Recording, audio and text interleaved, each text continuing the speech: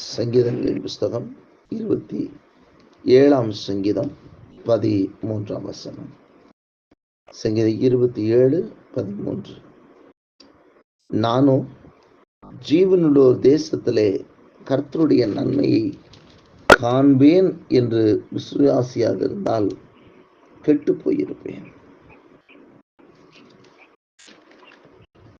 நானோ ஜீவனுள்ளோர் தேசத்திலே கர்த்தருடைய நன்மையை காண்பேன் என்று விசுவாசியாதிருந்தால் கெட்டு போயிருப்பேன். இந்த சங்கீதத்தை சங்கீதக்காரனாகிய தாவீது எழுதுகிறதை நாம் பார்க்கிறோம். சங்கீதம் 27 சங்கீதத்தில் பிராக்கெட்டில் போட்டிருக்கோம். நீங்கள் பார்த்தீங்கன்னா தாவீதின் சங்கீதம் என்று சொல்லி இதில் சங்கீதக்காரன் சொல்கிறார், நானும் ஜீவனுள்ளோர் தேசத்திலே கர்த்தருடைய நன்மையை காண்பேன் என்று விசுவாசியாதிருந்தால் கெட்டு போயிருப்பேன் என்று. அவர் தன்னுடைய விசுவாசத்தை குறித்து அவர் இந்த இடத்திலே அறிக்கை செய்கிற ஒரு வார்த்தை என்ன சொல்லுகிறார்? நானோ ஜீவனுள்ளோர் தேசத்திலே. எது ஜீவனுள்ளோர் தேசம்? அது ஜீவனுள்ள தேவன் இருக்கக்கூடிய தேசம். ஜீவனுள்ளவர்கள் எல்லாம் இருக்கக்கூடிய இடம் அது ஜீவனுள்ளோர் தேசம். நம்முடைய தேவன் ஜீவனுள்ள தேவன். இந்த ஜீவனுள்ள தேவன் அவர் இருக்கும்படியாக ஏற்படுத்தின இடம்தான் ஜீவனுள்ளோர் தேசம். இந்த தேசத்துக்குள் ஜீவனுள்ளோர் எல்லோரும் இருப்பார்கள். யார் ஜீவனுள்ளோர்? தேவனை விசுவாசிக்கிறவர் ஒவ்வொருவரும் ஜீவனுள்ளவர்கள். என்னை விசுவாசிக்கிறவன் மரித்தாலும் பிழைப்பான் என்று சொன்னாரே, அந்த இடம் பிழைத்து தேவ சமூகத்தில் இருப்பானே, அந்த இடத்தை தான் சொல்கிறார் ஜீவனுள்ளோர் தேசம் என்று. அந்த ஜீவனுள்ளோர் தேசத்துல கர்த்தருடைய நன்மையை, அப்படின்னா ஜீவனுள்ளோர் தேசத்தை நான் பெற்றுக்கொள்வேன் என்பதுதான் அதனுடைய அர்த்தம். அந்த பரலோக வாழ்க்கையை பெற்றுக்கொள்வேன் என்பதுதான் அதனுடைய அர்த்தம். அந்த ஜீவனுள்ளோர் தேசத்திலே கர்த்தருடைய நன்மையை காண்பேன் என்று விசுவாசியாதிருந்தால் கெட்டு போயிருப்பேன். அப்ப அந்த பரலோகத்துல தேவனுடைய நன்மைகளை நான் பெற்றுக்கொள்வேன் என்று சொல்லி நான் விசுவாசியாதிருந்திருந்தால் நான் இந்த உலகத்திலே என் இஷ்டத்திற்கு வாழ்ந்திருப்பேன் என்று சொல்லி அவர் சொல்லுகிறதை பார்க்கிறோம். ஆகவே தான் இயேசு சொன்னார், மனம் திரும்புங்கள், பரலோக ராஜ்யம் சமீபித்திருக்கிறது.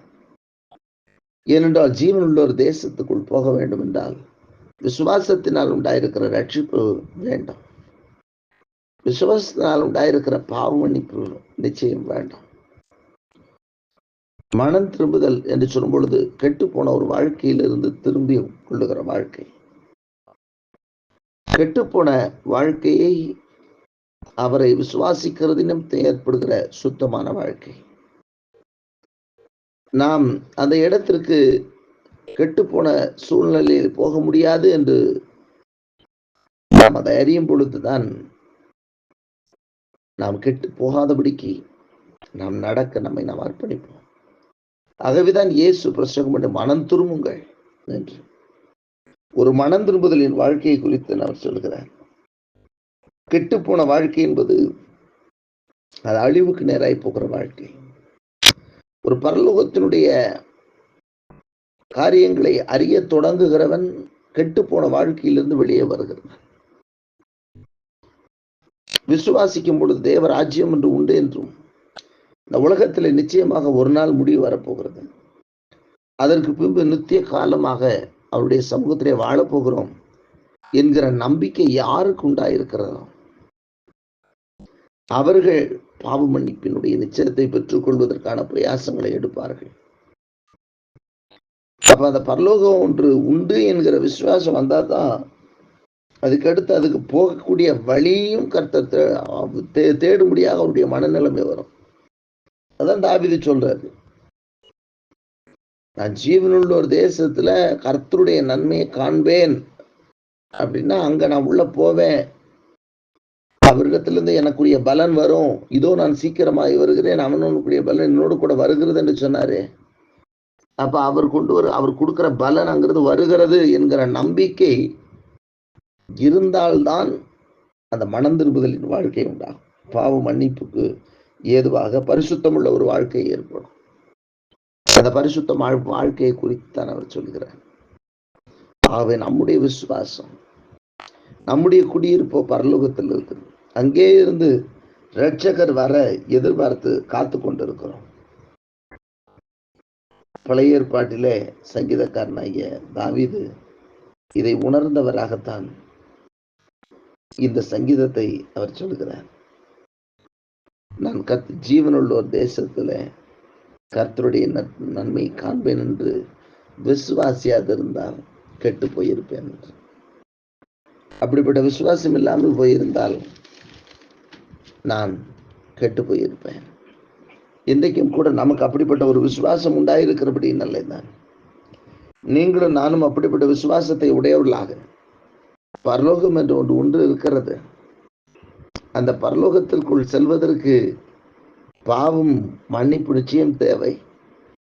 ஆகவே மனம் திரும்புதல், பாவ மன்னிப்பு இவைகளை பெற்றுக்கொள்ளும் பொழுது அந்த பாவ மன்னிப்பு ஆண்டவராய் இயேசு கிறிஸ்துவின் மூலமாகத்தான் நமக்கு உண்டாகி இருக்கிறது. அதன் மூலம் அந்த பரலோக ராஜ்யத்தை அடைந்து கொள்ள முடியும் என்கிற விசுவாசம் வருகிறது. அந்த பரலோகம் ஒன்று இருக்கிறது என்கிறதை விசுவாசிக்கிறதுனால்தான் பாவ மன்னிப்பின் அவசியத்தையும் நாம் பார்க்கிறோம். பரிசுத்த வாழ்க்கையை நாம் நோக்குகிறோம்.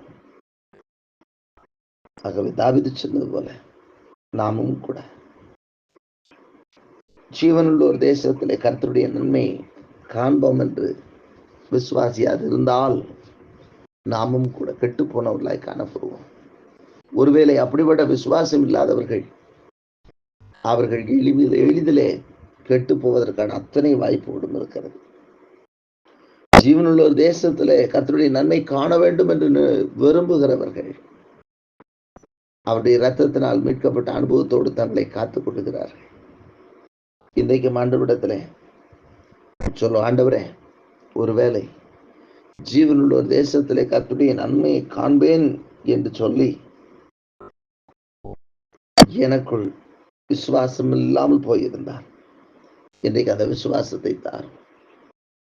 நான் கெட்டு போகாம நித்திய ஜீவனை சுதந்தரித்துக் கொள்ள முடியாது. எங்களுக்காக இந்த உலகத்திலே வந்து ஜீவனை தந்த தேவனே, எங்களை நாங்கள் முழுவதுமாக அர்ப்பணிக்கிறோம். அந்த விசுவாசத்தை எங்களுக்குள் பெருக செய்யும். ஆண்டவரிடத்திலே சொல்லுவோம், அவர் நம்மை பலப்படுத்துவார், அவர் நம்மை பரிசுத்தப்படுத்துவார், அவர் நம்மை ஆசீர்வதிப்பார், அவர் நம்மை பலப்படுத்தி அந்த ஜீவனுள்ள தேசத்திலே பிரவேசிக்கிறவர்களாக கர்த்தர் நம்மை ஆசீர்வதிப்பார். தாவீதுக்குள்ளாக இருந்த விசேஷித்த அந்த விசுவாசம் நமக்குள்ளும் உண்டாகட்டும். கர்த்தர் ஆசீர்வதிப்பார்.